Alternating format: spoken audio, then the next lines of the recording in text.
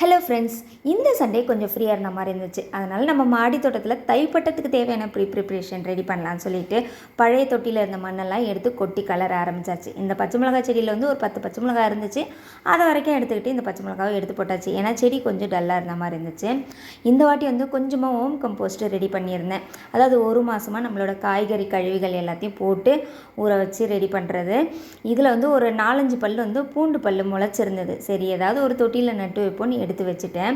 இதெல்லாத்தையும் ஆற விட்டுட்டு பழைய தொட்டியில் கொட்டினதும் ஆற விட்டுட்டு நம்மளோட ஆட்டு தொழு உரமும் செம்மண்ணும் 2 தொட்டியில் இருந்து கொட்டின மண் எல்லாத்தையுமே வந்து கலந்துட்டு ஹோம் கம்போஸ்ட்லேருந்து பாதி தான் எடுத்துக்கிட்டேன். பாதி அடுத்த பேட்சுக்கு எடுத்துக்கலாம்னு சொல்லிட்டு இதெல்லாம் நல்லா கொட்டி கலந்து ரெடி பண்ணிவிட்டு நம்ம எந்த தொட்டியில் வந்து செடி வைக்க போகிறோமோ அந்த தொட்டிலே கொட்டி ரெடி பண்ணி வச்சிட்டோம்னா நம்மளுக்கு டைம் கிடைக்கிறப்ப செடி வச்சுக்கலாம்னு சொல்லிட்டு அதையுமே ரெடி பண்ணி வச்சாச்சு.